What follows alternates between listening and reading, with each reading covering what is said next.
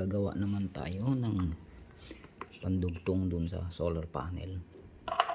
So ito ang gagamitin natin, tsaka ito male at female na MC4. So yung wire ilalagay natin dito.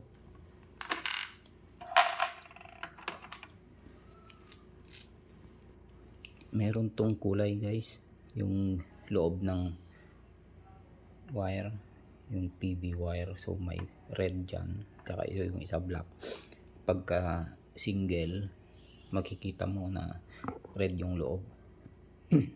Meron namang duplex, nakaganon na siya, pero yung iba may red na sa ibabaw, yung iba naman is hindi mo makikita. So doon sa loob meron siyang inner na red yung isa.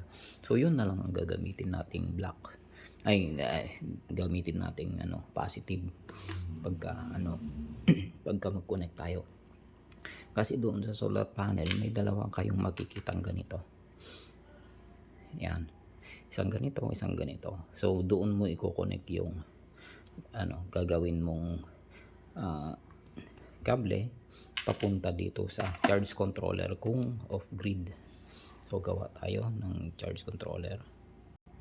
Gawa tayo ng ng tawag dito.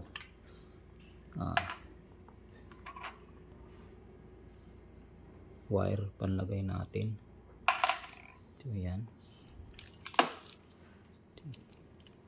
Ako guys, ang ginagawa ko rito, sinasagad ko dito. Itong mas maliit na to, sinasagad ko. Hindi lang dito sa yung iba kasi hanggang dito lang dito kung saan siya dito lang sa may open. Ako hanggang dito sa loob ng na to, para siya yung kasing ampacity nitong itong maliit na part na to is mas mababa syempre.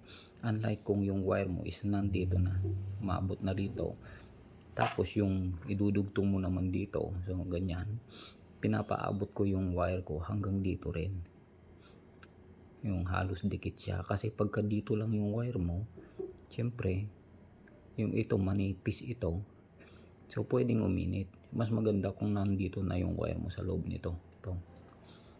So yun ang ginagawa ko. So gawa muna tayo.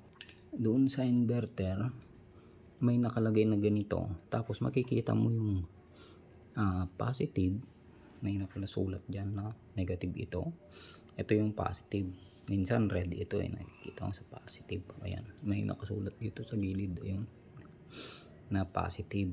So ang gagawin mong wire na idudugtong mo yung kulay red, tapos gagamit ka ng ganito para yung positive mo is idudugtong mo ito, tapos papunta naman ito sa charge controller kung off grid. So, ito naman yung para dito, yung mas payat. Ito mas mataba is para dito. So ganyan, ay susukat ko, ipapaabot ko hanggang dito. Yan, dyan, kasi hindi naman naabot hanggang dito, mali ito So ganyan lang. So sukatin natin. So yan.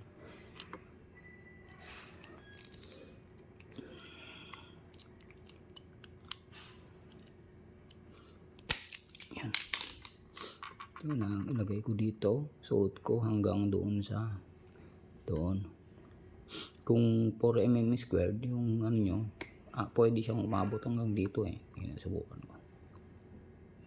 Mas maliit kasi yung pero dugtungan habaan ko ng konti.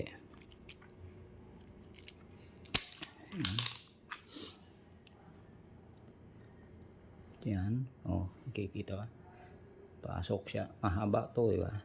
Pwede kong paabutin hanggang dito para yung yung contact resistance is mabawasan. Subukan natin. Ayan, hanggang dito, bising haba na sila. Doon lang sa mas maliit na connector. So ito, yan, ayan yan. So, kasya naman, habot siya doon. May lumabas ng wire, yan. Tapos wag kayong gagamit ng pliers guys dito, wag, kasi maluwag yun. Gamit kayo ng special tools para lang sa MC4, may ganyan yung size. So 2.5 ito, 4.0 tsaka 6.0 mm squared. So din tayo sa 6.0 mm squared.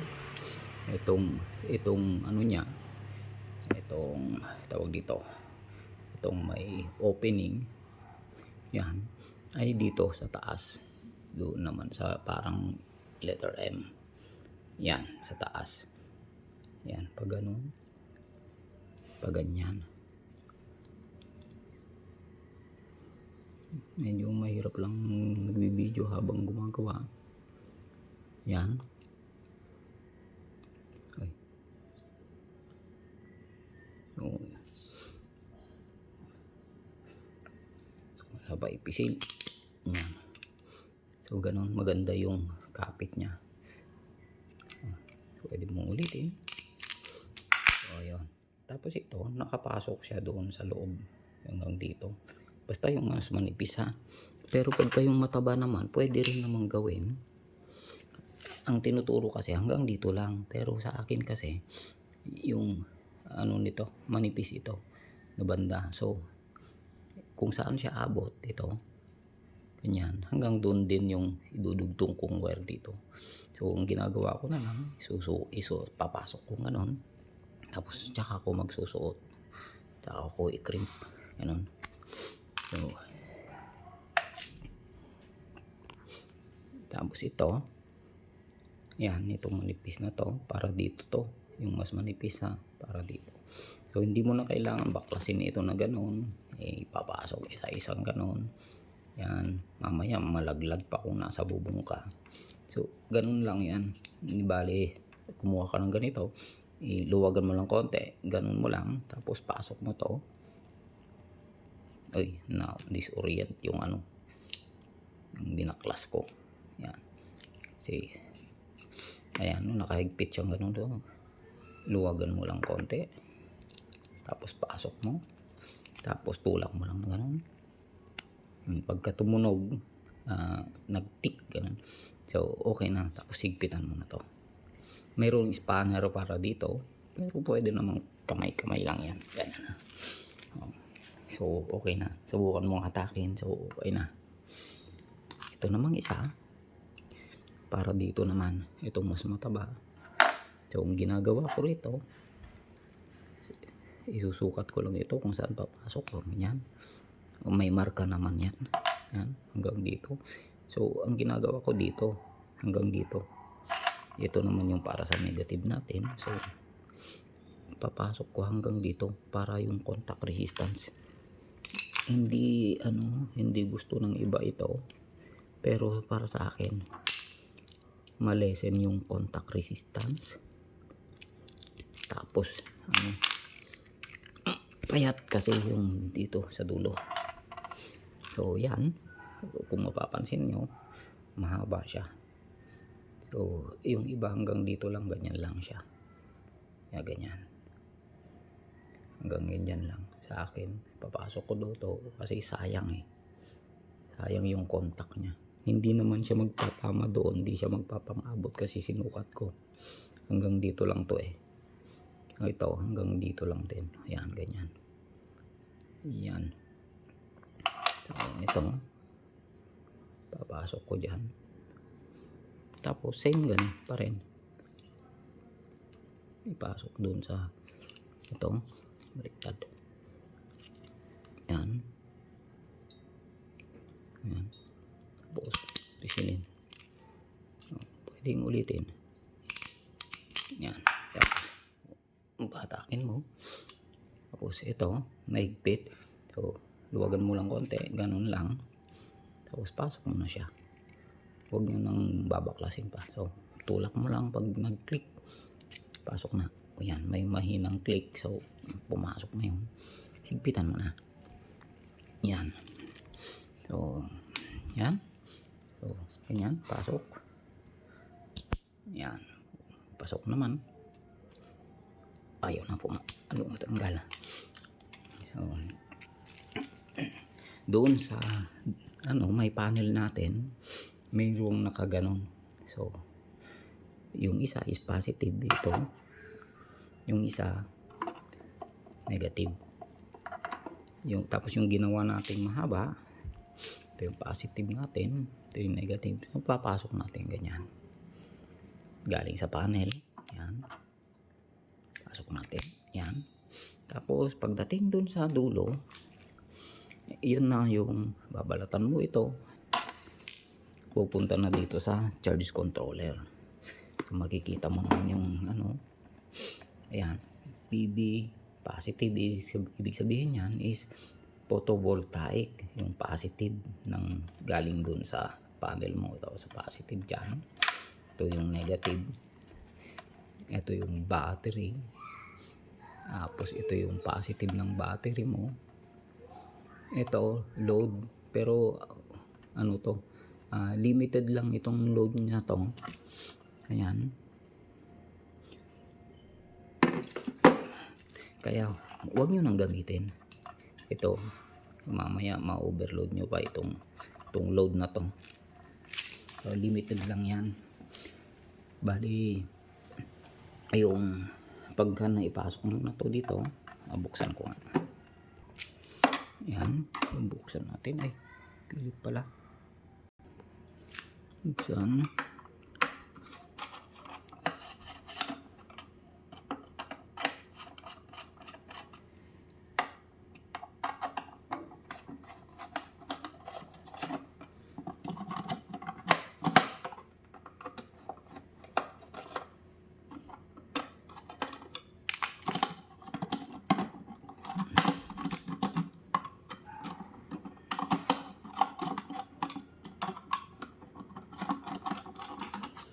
So, ayan, nakasulat pa rin dito.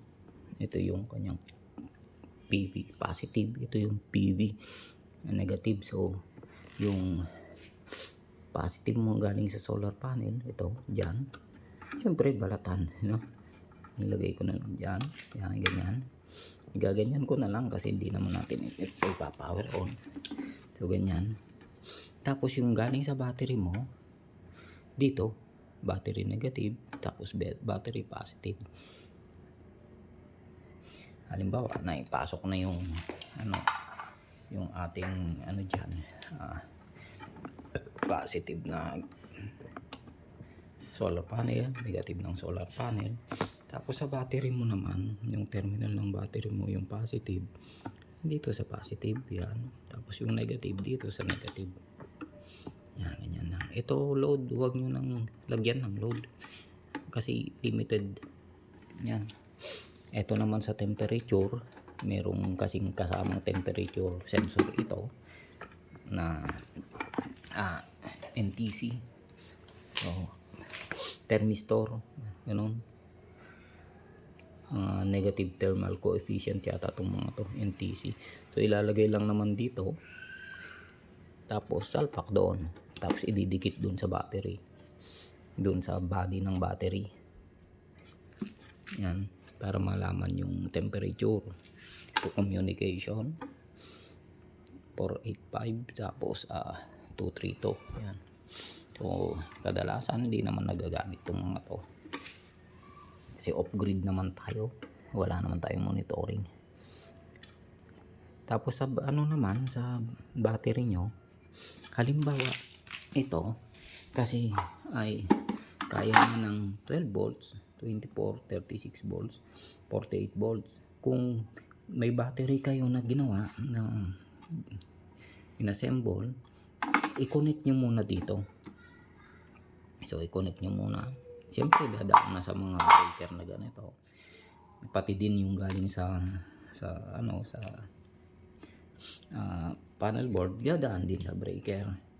Yung galing sa battery, dadaan din sa breaker para mayroon kayong disconnection. So, pagka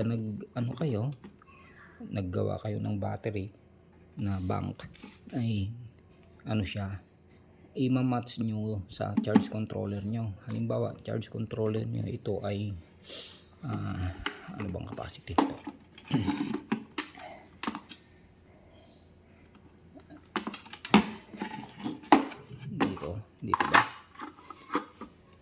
So charging nito ay maximum 60 ampere. Kailangan yung battery nyo ay at least naman naka times 4 ang capacity. So times 4, 240, 60, 240 ampere hour minimum pagka gumamit kayo ng ganito na mataas, kasi ma-overcharge yung battery nyo, lolobo, mabilis masira. So kailangan nasa times 4 kayo sa capacity. So ganon ang gagamitin, hindi basta gamit lang ng gamit ng solar charge controller, kailangan i-match pa rin. Bukod doon, yung galing sa solar panel na voltage, kung nag-series kayo, ganito siya. Halimbawa 24 volts yung nyo, yung battery is, ang solar panel nyo ay hanggang 120 volts na naka-series. So dalawang solar panel i-series, makakuha kayo ng less than 120 volts. So ganyan setup. Pagka 48 volts yung battery bank nyo, ito naman ang nyo. So pareho lang, no? 120 volts yung maximum sa solar panel. Huwag nyong susobrahan. Pwede kayong mag-parallel, sabi dito, kasi tumaas yung wattage eh. So pwede nyong i-parallel na lang dalawang series, tapos nyo, parallel yung dalawang series nyo. So combination of series and parallel hanggang ma-attain yung 320 watts below. So yon, hindi basta kabit lang ng kabit, guys. Doon sa panel sa taas ng bahay, itong ginagamit. Ayan. Doon sa bubong, halimbawa flat, mayroon iba-iba kasing klase. So katulad nito, L-foot para sa flat na paglalagyan. Hindi siya pwede yung pag ganun pa curve. So dapat may flat siya kahit ganyan lang. So, tapos tanggalin mo yung screw na dati sa bubong, papasok ito, mas malaki. Tapos yung railings mo nandito, i-clamp gamit ito. So kung saan kayo bumili ng solar panel, doon na rin kayo bumili ng mga accessories na ganito, kasi hindi pare-pareho yung yung mga groove, yung mga orientation ng mga groove niya ng ganyan. So kailangan kung solar panel kasama mga railings, tsaka mga L-foot, mga mid clamp, ito end clamp. So pagka naipatong na yung solar panel dito, iipitin nyo siya ng end clamp ito. So may ipit yung solar panel mo dito, yung gilid nya. Tapos sa gitna, sa pagitan, iipitin mo ng ganito ulit. Yan. So dito yung solar panel, tsaka dito may ipit siya. Tapos sa pinakagilid ulit, maglalagay ka ulit ng ganito. Parang ganito. Yan. Parang ganyan. Andito yung solar panel mo, tsaka dito iipitin mo siya. Sa mga nagtatanong, may mga kasi gumagamit ng ganito, THHN, DHWN sa galing solar panel papunta sa inverter. Pagka grid tie yan o kaya hybrid, huwag kayong gagamit ng THHN, THWN, TW, kasi siya OLC na error. So may error siyang madedetect, over current. Kailangan PB cable pa rin. Maliban na lang kung off-grid yung gamit ninyo, pwede kayong gumamit ng ganito as alternative para sa PB cable. Pero pagka mga grid tie, huwag, mag-e-error, sayang gastos nyo.